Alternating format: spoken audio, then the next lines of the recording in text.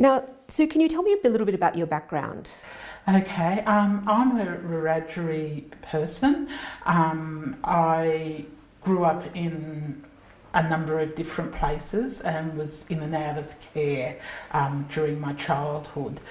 I didn't get much of an education as a child, particularly when I was in care, but I went to university when I was in my mid-20s. So I had 3 children in my early 20s, and my marriage broke up by my mid-20s. I'd been married to a Vietnam veteran who was quite a bit older than me, and so it was a violent relationship, and myself and my children moved into state to escape that. So I spent quite a lot of my life up until my mid-40s poor, very poor, but by my mid-30s I had firmly established myself within an academic career, and by that stage I was earning enough money to be comfortable, more than comfortable, and to achieve home ownership. And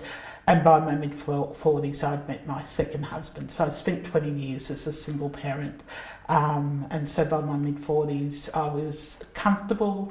And then 2 years ago we sold our properties in Sydney and bought at Tumbarumba, where we moved because I was asked to come back home as a Wiradjuri person and to take on the role of leading the Wiradjuri language program.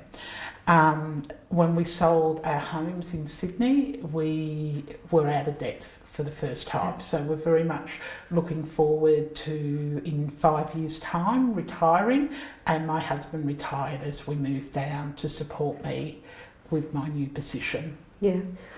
You said you put yourself through education, through university. Can you tell me what you studied and what your degrees are?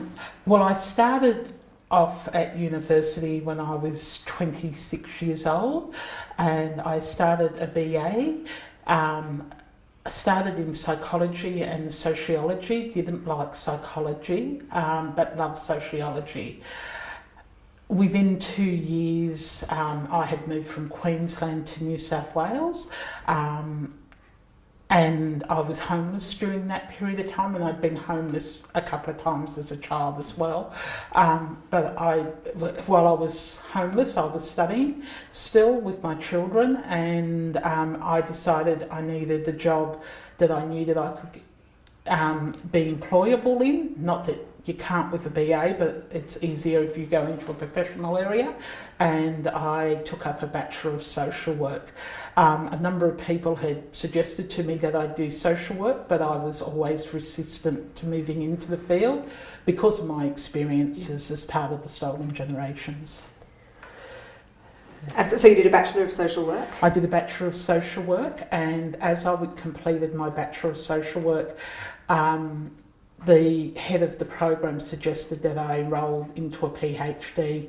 It took me 7 years to do my Bachelor of Social Work. One of my sons had cancer, and so I dropped out for his treatment and then came back and finished it, and then went into the PhD. That took a long time because I worked full time. Yeah. I had cancer myself during that time, and a lot of things happen as life does. So it took me nearly 14 years to finish my PhD. But during that time of my PhD, I was fortunate enough to be employed within universities, first overseeing an Aboriginal program at a university, and then moving into the social work program at UNSW, and finishing there nearly 2 years ago. When I left, I was the Associate Professor of Social Work, Indigenous Social Work. Yeah. And then I've come to Charles Sturt University. Oh, thank you very much. So you came to Tumbarumba about 2 years ago, is that right? Yes, 2 years ago. So we had bought a property nearly 12 months beforehand, a large property off Elliott's Way, and it was at the back of the forestry, and we were going to build out there, but the roads, really you couldn't have got any building material out there because of the state of the road. And we went to forestry about first off we went to council about the road, and council said that it was forestry's responsibility, and then we went to forestry and forestry said it was council's.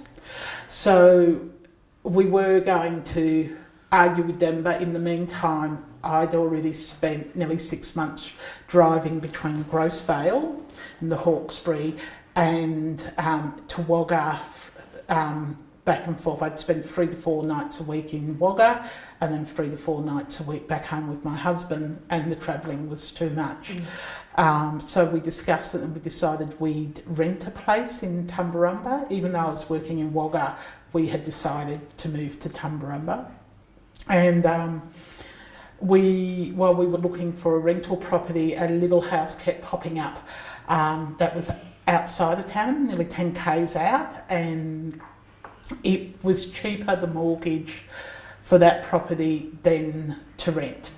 And so we bought this little 2-bedroom workers' cottage out on Bago Forest Road, and again backing onto a forest, but we didn't need to go through the forest to get to the house, and the road was bitumened. The original idea was that we would live there until we could deal with council and forestry and get the road fixed and build out at our original property, which was 122 acres, and the little property was 6.5. But so we moved in 18 months ago into that house, and after having spent the reality of a winter at Tumbarumba, knowing how bad the road was, knowing the difficulties about who was responsible for the road, we decided we'd stay in the little house, and that we would then later, after we retired, sell the big property. But in the meantime, we'd keep the big property as, you know, a camp for ourselves and the family for holidays and weekends. And so we decided that we would extend the big house, and the little cottage, because we thought if we're going to stay here, we need to make it livable and comfortable for us. And it was just, even though there was only the two of us, it was just that little bit too small. And we haven't taken insurance out at that point because it was a temporary situation. And by the time we decided we would stay at that property and that we would extend, my husband said, let's put the insurance on when we finish the extensions. We bought the material for the extensions, and we were going to be building in January this year. Yeah. And do you still have the large property outside of town as well? Yes. Yeah. Okay. Which was also affected by the fires, but of course we had no buildings there. So. Yeah. Can you tell me a bit about Tumbarumba, the town, the community? It's a very small community. Very friendly, so you quite often hear of places where you're not a local until you've been there for 20 years. First off, I think because we weren't living in town, and I work, so I'm quite often in Wagga, so I don't spend a great deal of time in town. People just assumed that we were one of the tourists, I think, coming through. But once people started to realise that we were living there, and therefore locals, people have been extremely supportive, friendly. People have gone out of their way to make us feel like that we're part of the local community. For my husband, it's easier. One, he's retired and he goes into town every day to have coffee at the bakery, but he's also a lot chattier, where I'm a bit more reserved until I get to know people. Interestingly, I found a cousin in town, and even though our families are from Uabalong out west, we've ended up living in the same town, even though we never even knew of each other's existence beforehand because of the history for our families. So it's very nice. And then the local Aboriginal community has also been very accepting as well, and ensured that me and my husband, who's also Aboriginal, but from further north in New South Wales have felt very much a part of that community as well. So we've been able to, in a relatively short time, feel like that we're very much a part of that community and have some very strong friendships. Yeah. Yes. Turning now to the lead up to the recent bushfire season, Yeah. can you speak a little bit about anything that you heard about communications about the bushfire season coming? Well, no, and like there were fires that were happening around Sydney. You could see the fires, of course, the smoke and all of that was coming in. But I suppose almost sillily, I assumed we were safe. Even though I did on a logical level know that we live near forestry, that we're in the bush, that there was always risk of bushfires. And one of the things that we said when we decided to stay at the little house was that if ever there was a big fire come through the forest, that we could be trapped at the big property, because you have to come through the forest to get out of that property. And one side of that property has state forest, the other boundary line has the national park. So in the little house, even though we're in the bush, the end of the road was the forest, it just didn't seem like there was such a threat there. And the other thing is Tumbarumba is so wet and green.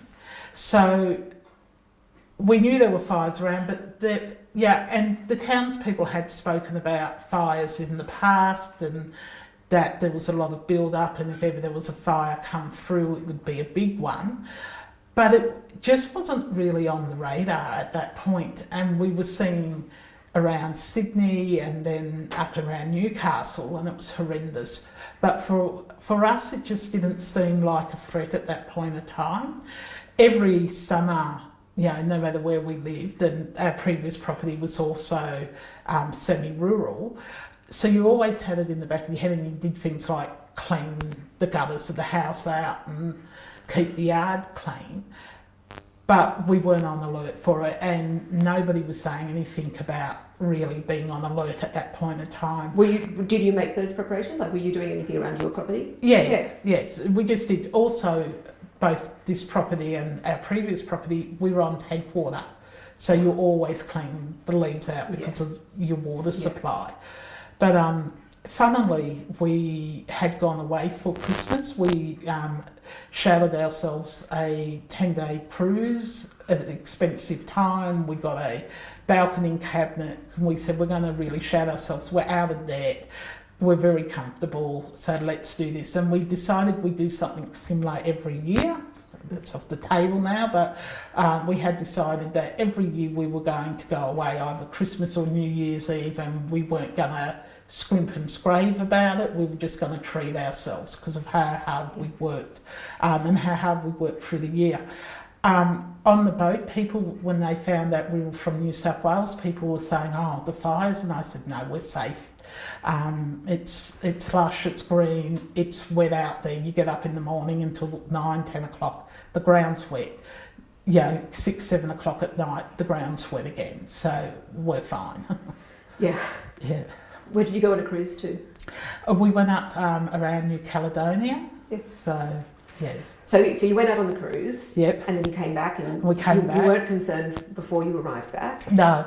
So when we drove out of Sydney, out of Tumbarumba, driving into Sydney on the 17th, the smoke was really heavy, and it was distressing in many ways to see what was happening. And we came back on the 28th, and we drove. Sydney wasn't so bad, but as we came down on the Hume Highway, roughly where in line with Wollongong, the smoke was really heavy again. And so we'd actually talked about how distressing it was to be coming back into this. And we got home about 6 o'clock on the 28th in the evening, and we were just shocked. Everything was dry and it was brown. So our green grass was brown, the leaves on the trees were all dry. It was just scorched. the next day we heard that there was a fire, the Duns Road fires, that there was a fire near Adelong, and Adelong was under threat. But we didn't think too much, you know, it's quite a distance away. And then on the 30th in the evening, we heard those fires were not under control and they were moving, but they still weren't that close to us. And about 11 o'clock on the night of the 30th, I said to my husband, I think we need to actually think about these fires, not that, yeah, it was that immediate, but over the next couple of days, maybe we might want to sort things out. He thought that I was just panicking, and we went to bed at 11 o'clock. At 2:30 in the morning, we were woken with a knock at the front door by the Rural Fire Brigade telling us that we needed to go. And were they doing that to everyone in the township or in the area? Yeah, so they were in the street telling people we needed to go. And they said that it wasn't a question of if it came, it was coming. Yeah. And that we had approximately 2 hours. So what did you do then? I ran around just chucking everything I could into the car. And my husband was very cool and calm. And we have a very large Clydesdale horse who doesn't like to be floated. And if he picks up on any form of stress or panic, he just stands and he won't be moved. So I said to my husband to get the horse out, and we had to walk him. So he got him down to the bottom of the street, and then we moved a couple of cars and the boat down to the bottom of the street. By 4:30, friends of ours who had lived in our street but had moved to the other side of town, they came up to help us, and I went to their house, and our friend and my husband stayed behind wetting down our house and our property, and they stayed until about 11 o'clock when it got too dangerous. 11 a.m. in the morning? Yeah, 11 a.m. Yeah. So I went across to my friend's place, and her and her 19-year-old son helped us get the cars from where my husband and her husband had left the cars, and we got them into town. So, because we've got about 5 cars, which we've still got. We've got no house, but we've got lots of cars. So we got them out, and I went and sat over at her house, and this by about 6 o'clock, at 6:30 in the morning, we'd done all of this running around and were sitting at her place. And 8 o'clock in the morning, we got a knock at the door that we had to vacate her property as well. And then we went back into town to her parents' place, the local elders. Is it back into Tumbarumba? Back in, yeah. And is all this with the Clydesdale as well? With the Clydesdale, we couldn't get through the roadblock, and we had to leave him in a paddock. We were able to go and get him at 3 o'clock that afternoon, and they walked him the rest of the way into town. So then that's the first night you're in Tumbarumba. So we stayed for the day with friends. So my husband stayed at the house until 11, and the wall of flames were on 3 sides of him, and he decided then that he couldn't do anything further and got in the car and got out. But he was lucky to get out. Yeah. Very lucky, because the flames were racing down the road. So, and then he came to the friend's place as well. Our friend, the husband that stayed with him, he then went off and tried to help save other things in town. And so we had another person a good friend in town, and she'd already vacated very early that morning to one of her daughter's places down in Albury-Wodonga, and she said, just take over my house, just take whatever you want, and stay for however long you need to. So were most of the local people in the downtown area of the town at that point? Yeah, just about everybody had come into town, or else had already vacated outside of Tumbarumba. So a lot of people had gone to Wagga or Albury by that stage. We stayed until the Friday, and the fires were burning. They were starting to talk about town burning, and the Thursday afternoon, we'd gone for a briefing at the hall, and there were daily briefings, and we'd gone for the briefing, and they'd said they wanted everybody out of Tumbarumba by Friday lunchtime. They didn't think the town was going to survive the weekend. And so the RFS was there protecting the town, but Yeah. they felt it wasn't sustainable anymore. No. Yeah. So we drove the cars to Wagga, went back, stayed Friday night, and then we went into Wagga to my daughter's place in the morning, but she's got 4 children, and we registered, and then Friday night we went to my son's and Henty. The friends that were helping us, they of course were also evacuated. They asked the whole town to leave.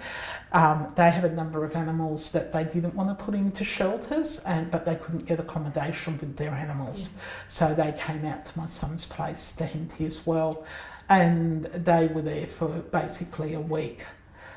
So we all bunked down at my son's house.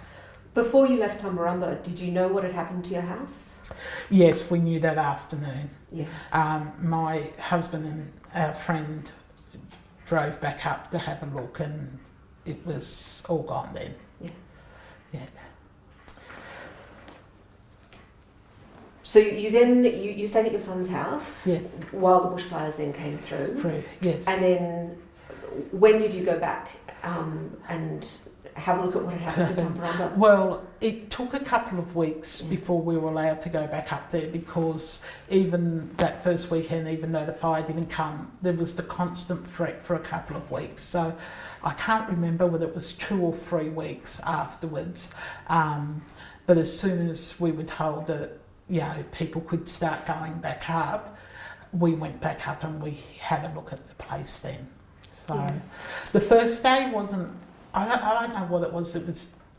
It wasn't too upsetting on that first day, but then the next time, about 5 days later, I went back up by myself, and that's when it was really hard. Yeah, yeah. Turning to that period after the fires, Yeah. and let me know if you need a break. Yeah, you're right. Yeah. Can you maybe talk about the assistance that you got and what was helpful? Yes. And also what could have been done a bit better, maybe? Yeah. So after the fires, within a couple of days, we had become aware that you could apply for some money from the federal government, and there was a phone number to ring. So I think it was only 3-4 days after the fires. Where were you staying? Well, still at Henty. Still at Henty, yeah. And the friends were still with us at this point. So we'd rung the assistance line, and within 15 minutes, while my husband was still on the phone, he had $1,000 placed into his bank account, and then I rang and the same thing happened. These friends of ours, they went to Centrelink to apply, and the wife was given a $9 loan. So their house didn't burn down, but they were already on Centrelink payments, and they were treating appallingly. My cousin, who's a nurse there, she also went into the Centrelink office and was told that she wasn't eligible for anything because she was employed. She works casually as a nurse. The hospital was closed. She had no work. My cousin was in emergency accommodation in a hotel, so was having to buy food outside. So it was really hit and miss of what happened at that point. So if you didn't go into the Centrelink office and you rang the assistance line, you got help. But if you went into, and people did thinking that it would be easier that way to get assistance, they were absolutely treated appallingly. Was there a specific recovery centre that people were going to at all? Well, there was the evacuation centre in Wagga where you went in and you registered, and if you needed help with housing, well, with accommodation, they would then allocate you to accommodation. Watching friends and family go through that process. I was so glad we had my sons, because the accommodation was only given for a couple of days at a time, and then you had to refront and go through the whole process, and the line up and people being really confused and things like that. It was just, the people who were on the ground were trying really hard, but it was really bedlam because people were in shock.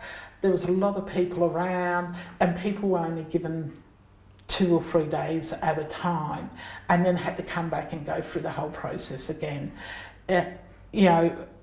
There wasn't a lot of information about what you could apply for, but of course it was very early days, so you had to be able to go and do this for yourself. And then everything was different information from different places. The radio tell you one thing, you'd speak to somebody else, they'd tell you another. It was very, very confusing. Were there any forms of communication that you found useful, helpful? Not really. Yeah. And part of that is the situation you're in at the time and where you're at, but it was too conflictory, and you had to be able to go and find things. So us being in Henty, we could ring Centrelink, but in the days that we were still in Tumbarumba, there was no communication. There was no TV, there was no radio, you couldn't ring people. So those 3 days... So no mobile phone? No mobile connection? phones. No internet access? No internet access, nothing. You had to have someone tell you that there was a meeting in town. So the very first meeting in town we missed because we didn't know about it. But once we knew about it, then of course you knew what time the next one was scheduled. Mm. So it's that sort of thing. You have to be in the know to know, and if you're not, then you just miss out. The Red Cross was very interesting. We applied for the Red Cross money when it was, I can't remember, it was 5 or 10, I think it was 10,000 the first round, and we applied for that and got knocked back because we didn't have any utilities bills. And I spoke to a person on the phone from the Red Cross saying, this is ridiculous. Your house is burning down, the last thing you think about grabbing is a utilities bill. And they got really annoyed with me, and it wasn't a pleasant conversation. But it was like, they need to be more helpful and think about what they're asking people to do. So having to jump through so many hoops. So when we first applied, it was 5,000. We got knocked back. We had to reapply, and it gone to 10,000 then. And they said to us it'd take 2 to 3 weeks to be assessed. And so by that point it jumped to 10,000. And then within a week, because the media had hit about the Red Cross not handing out funds and people being desperate, it went into our bank within days, and it was $20,000. Our locals from the Paul branch contacted us. We didn't contact them, they contacted us and gave us $1,000 straight away, and then a couple of weeks later rang us and gave us another $3,000. So we didn't have to do anything. Do you know how they knew to contact you? I'm not certain, yeah. But I think local knowledge, people knew who was on the ground and who had lost everything. Yeah. So that was really, that sort of thing was really helpful. And the thing we constantly having to apply for things all the time, and it comes in dribs and drabs, and first off you think, like the 20,000, you think, oh, that's a lot of money. And we went out thinking that we'd get back to our block really quickly, and we went and bought a caravan thinking we can live in this until we get things sorted. The government taking over the clean-up, on one hand it's a blessing, but on the other hand has been an absolute nightmare, in that it took forever to find out whether we had asbestos on our property. How long did it take? 8 to 10 weeks. Yeah. We had this, so we couldn't move back there with the caravan because we didn't know if there was asbestos there or not. When we got the clearance, we put the caravan there. Did you have asbestos? No asbestos? No asbestos. And then we moved back in, and then just as this virus was hitting us, so we heard nothing about when the cleanup was happening. We found out, 8 to 10 weeks afterwards that there was no asbestos. Then the week before, the week the virus was kicking in, there was a meeting up in Tumbarumba, and there'd be quite often meetings advertised on social media. So if you're someone who doesn't use social media, you don't hear about it. I'm assuming if you're in town, you might have got a little bit more information, but I don't really know. But I was running the hour and a half from where we're staying back up to Tumba when I hear of a meeting, and quite often they weren't meetings about the recovery as they'd been advertised. They were people selling stuff, wanting you to use their service to, fix things, whatever. And it was really frustrating when you get there and you'd find it had nothing to do with the recovery at all. Other than the asbestos issue, are all the services okay for your block? Do you have what you need to move back there? We're in process. Yeah. So we've got the caravan, but we've got to get a water tank, get the septic back on. My husband did build a long drop with a tin thing around it for privacy. So we do have that, but we don't have water at this point.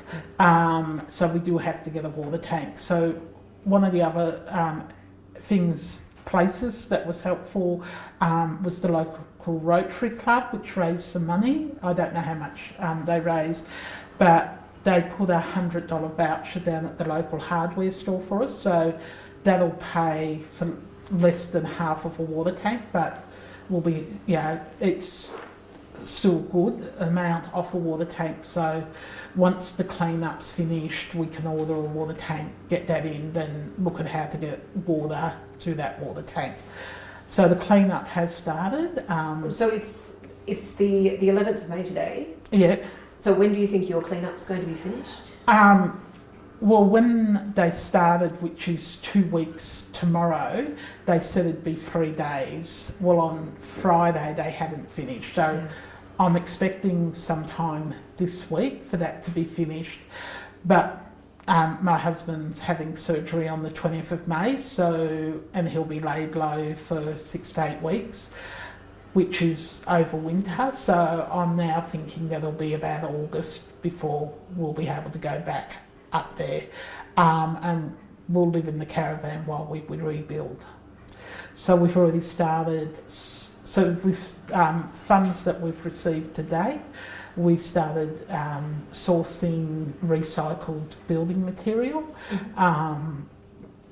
and besides the fact that it's cheaper than new building material, is the fact that we want to use recycle so that we're not putting that added strain constantly on the environment with the over-consuming, which I do partly blame for where we're at, is the way that we haven't looked after the earth with our consuming.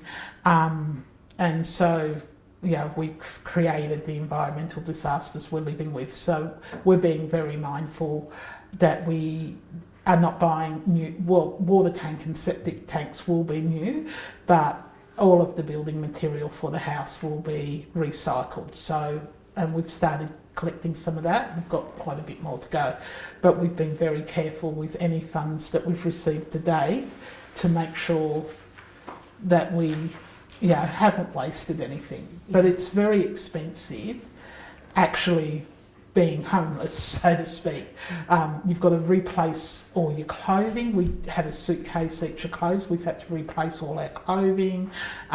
We've had animals farmed out over the place that we've had to get feed to. And sadly, we just lost our Clydesdale, so we've got a massive vet bill coming for that. So it's not just your normal living. It's much more expensive to live like this and to try and work your way through thinking about how you're going to rebuild. There's been a lot of publicity about the amount of charitable donations that have been made towards the bushfires. Yeah. What's your feeling on your experience of the recovery as compared with you know, that outpouring of sort of generosity? Do you feel like it's come through to you? Look, no, we have had a bit of money, and in the 5 months we've had around $50,000, which is a lot of money, but it's not for what's happened and for what we need to lay out, and we've been very, very careful with it. And when I think about the amount that's come out, it really is a very small proportion of that. And I don't mean to sound ungrateful, because I am grateful for what we have received. And for us, you know, we're in a fortunate position in that I do have a very good and well-paying job. There are many people out there that don't have that. And that 50,000, if everyone has received that amount, is very, very little for what they've got to pay out at this time, the living expenses, let alone the rebuilding expenses. And when I, you know, read, and over the weekend I read some stuff about just what the percentage is that those large organisations have handed out to people, it hasn't been enough. And I do understand that they're saying that the building process takes time, and it certainly does, but there needs to be a better form of communication. So, you know, yes, they're planning on doing more, but I have no idea of what they're planning on doing or what they expect me to do in able to access what they're planning on doing. There's just no information on it. The only information is the justification of why they haven't handed it out. There's no coordination between services. No one's talking to anybody except for when a story hits the media, and then you hear the excuses of why nothing's happening. And for me, you know, hearing that this has been unprecedented, well, I sort of question that, because some of these organisations are large international aid organisations. They should know how to deal with crisis on this level, and I would argue that in some ways, as horrible as the bushfires have been, they're easier than civil wars. So if they can manage, and hopefully they can in a civil war situation, because they're out there doing it all the time, surely these bushfires were easier because no one was shooting at them. I think, you know, the way of moving forward from here is that there needs to be a coordinated response. People shouldn't have to, when they're in distress, jump through hoops to get help. When a house burns down, there's a record of that. The Rural Fire Service actually records what's happened. It goes to the government. We shouldn't have to prove that our house burnt down, and I've had to prove it at least once a month for the last 5 months. I shouldn't have to keep going back and doing that stuff again. It should be a single, you know, one-stop shop, so to speak. Your house is burnt down, this is what we're doing for you. I shouldn't have to go and continuously feel like I'm asking for charity all the time. I shouldn't have to justify why I'm in need. I shouldn't have to feel guilty for asking, You feel guilty when you ask? Yeah, I do. And partly because, you know, there's two sides to what I'm feeling. One of it's guilt, and because I do have a well-paying job. I am lucky, I am fortunate that way. So I do feel guilty for asking. It is also a very mixed feeling in that I've lost so much. Why do I have to justify why I'm in need? But I do know other people are a lot worse off than me and have bigger needs than me. But the other side of that for me is also, and I get quite distressed about it, in that I've worked really hard all my life not to be dependent upon anybody else. So for me, being in this situation is like I've lost everything I've worked for.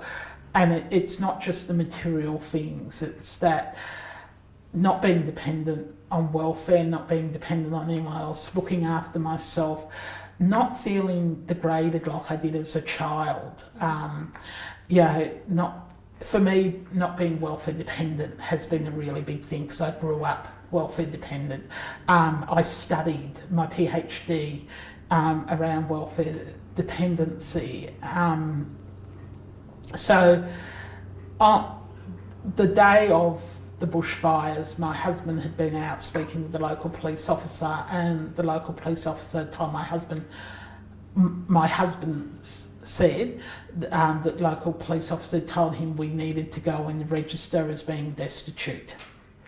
And for me, that was the worst part out of this all, is being back at that situation of not having any control, of not being self-sufficient, of that's the biggest thing out of all of this. So we can't change that bit, but I think we can change the way people are made to constantly jump through hoops and to constantly have to justify why they're in need. And I think it just should be very, very easy. The properties are registered, the council knows who owns them, the money's there, and there should be a coordinated body that just says, right, and people should be in the know of, okay, I'm getting 20,000 now, there'll be another 20,000 later, and then at some other point down the road, we will be given this, this and this. So people just, that's what's happening, rather than this complete not knowing from day to day, then hearing, oh yes, you can go and apply for this, so then you have to go online or you have to ring someone and you have to go through the whole story again. Yeah.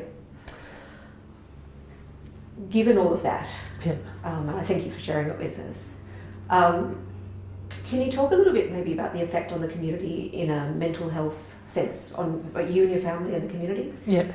So one of the things I've seen when I've been talking to people is that there really is a high level of distress, and it's affecting people both physically and mentally.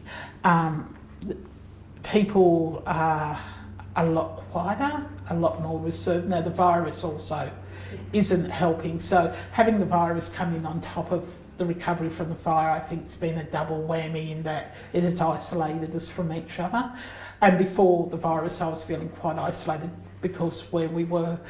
But just that people are a lot more, not closed, that's not the right word, but a lot more withdrawn to what they were beforehand.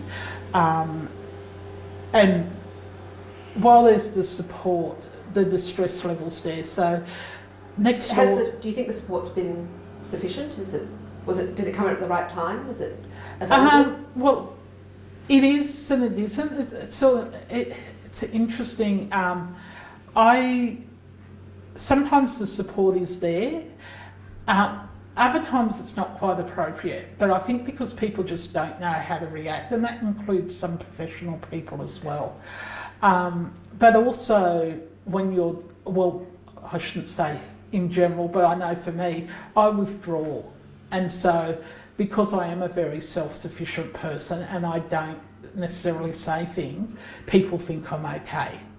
And then when you crash, people are quite surprised. I think one of the things that I personally underestimated was the impact of this. Like, I did have moments where I was distressed, but then I could get up and keep going.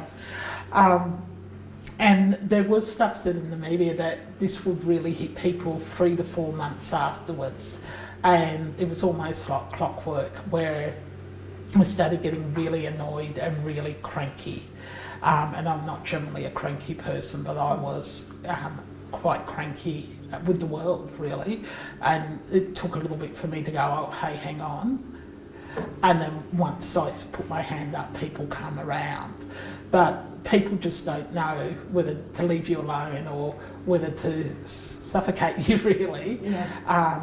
In the early days, lots of people wanting to help, with emotional support, but also with giving you furniture and stuff, and it was too much too quickly. It was really overwhelming.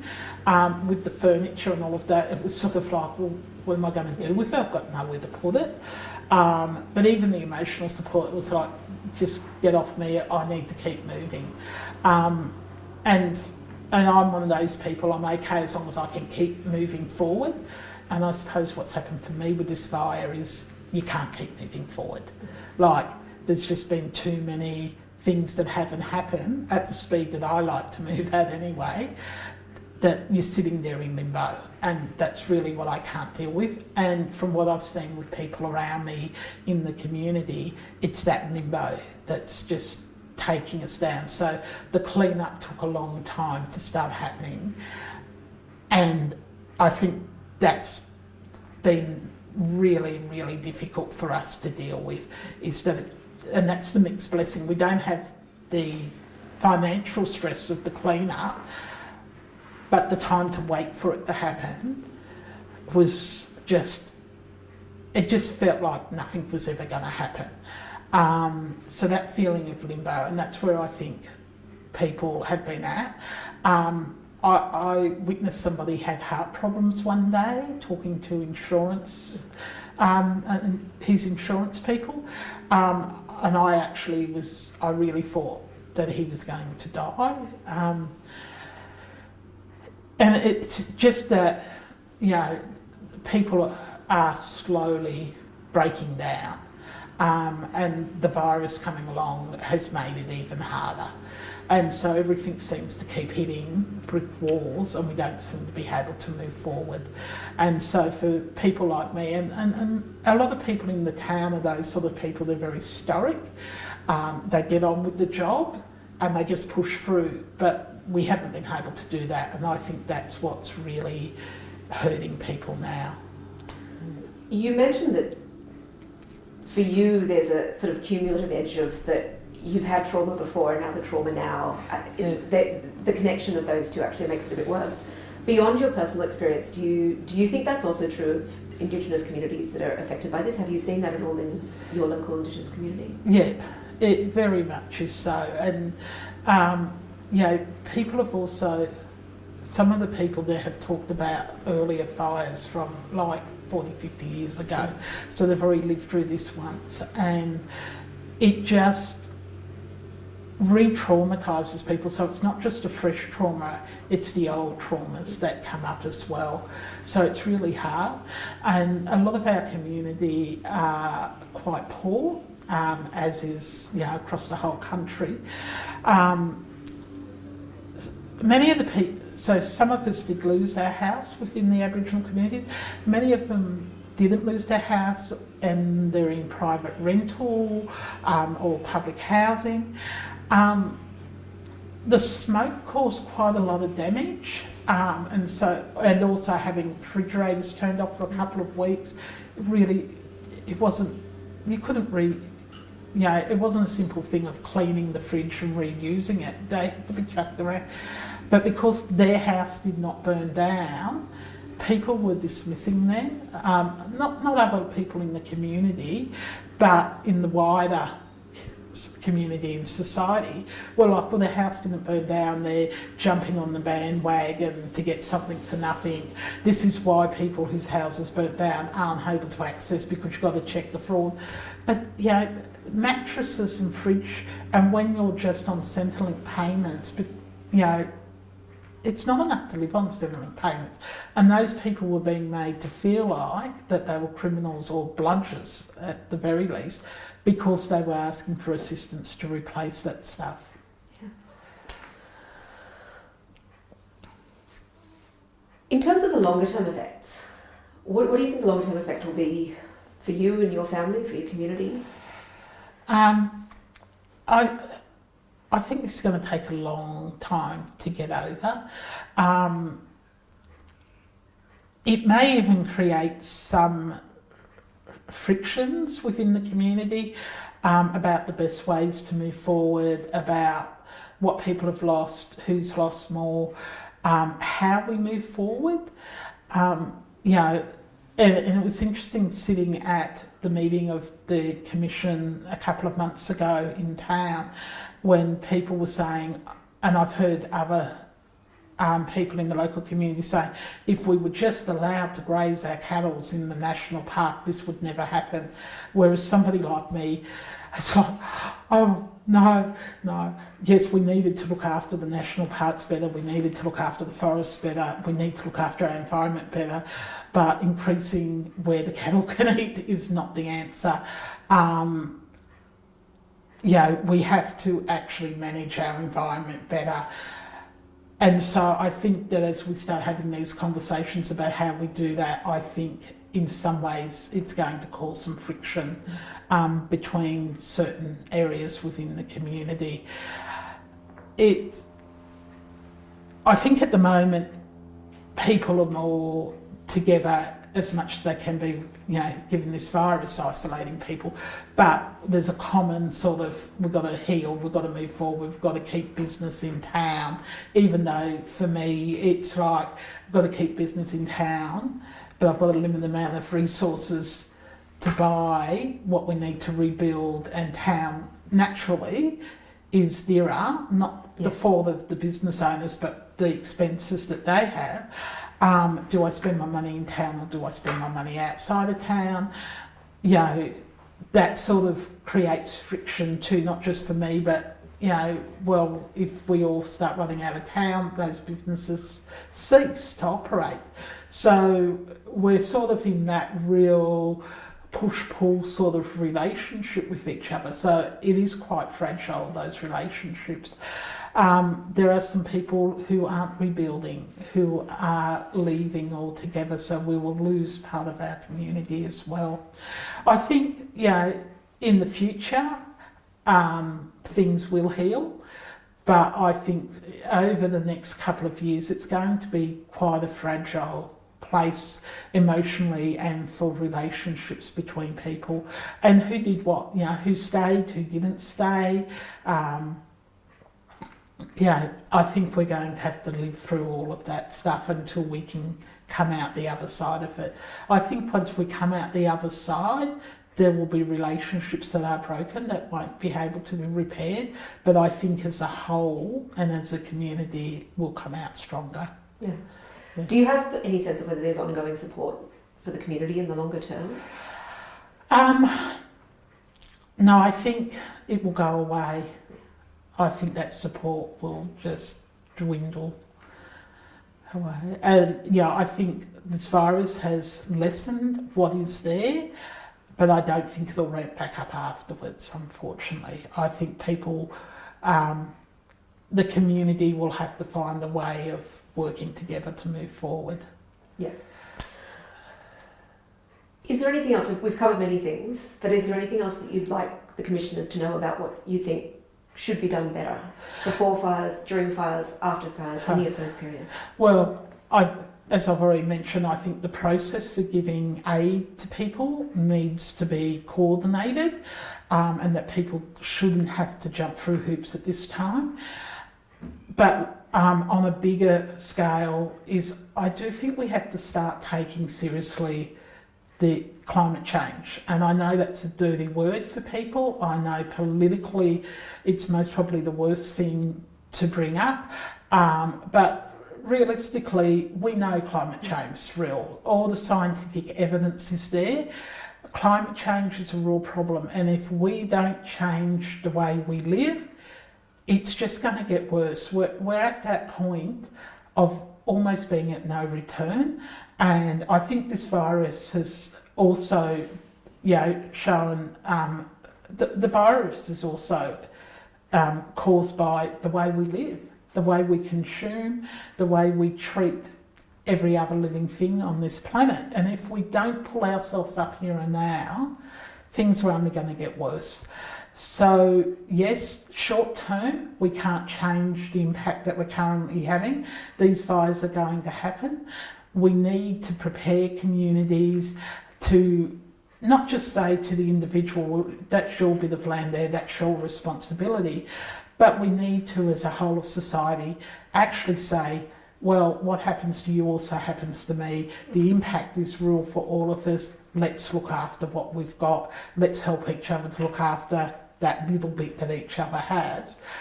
But then thinking about the bigger picture. We do have to change the way we operate and the way we live. The way we currently, this capitalist society doesn't work. It doesn't just not work for humans that are at the bottom of our pile, but it doesn't work for the environment either. And I'm someone who's worked my way up from being at the bottom of the pile, and now, you know, it didn't save me from this. So working your way economically and being economically stable isn't the answer. There's got to be something else. And our communities, the Indigenous communities around the world, have always known what that is. Very simple things that we can start doing is thinking about the way we contain the undergrowth. We need to bring in Indigenous fire management. That's one very simple step at the very beginning, but we also need to think about the rest of the way we operate as a society. I think the positive side to the virus is it's shown us how quickly society operates when we reduce the amount of cars on the road, when we start doing other things. So we need to change the way we live. Now, I'm not a fool in thinking that people will go with that very quickly, or that it is something we can do very quickly, but the small steps that we can start with. And in Wiradjuri we have this word, this phrase, yin the Mara, which at its simplest forms means respect and honour, but it also means how we should live, which is to go gently and go slowly. And if we were to think about that as our way of living, think about the impact that we have on all else, then we can start really moving forward. And it's not just about us who are here now, it's about the generations to come after us.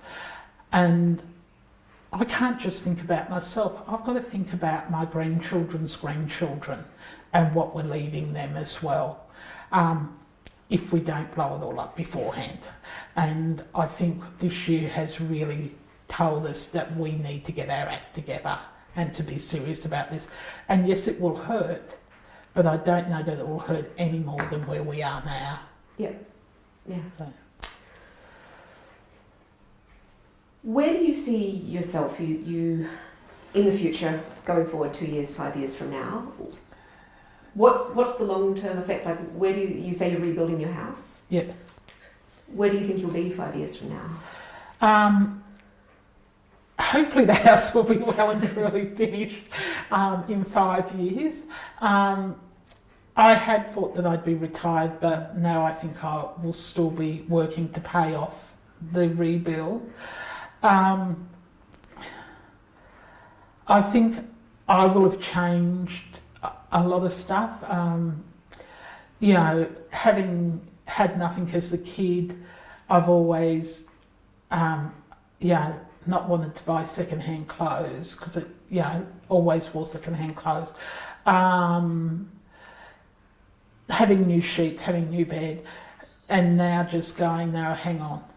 No, that's the problem. That's part of the problem. So I think even though I'll still be working and working at universities, despite people thinking that academics and school teachers have lots of holidays, they don't. I think I'll still be working, but I think so many other ways I will slow down and, put this lesson to good use. Yeah. Thank you so much for helping us. Thank you.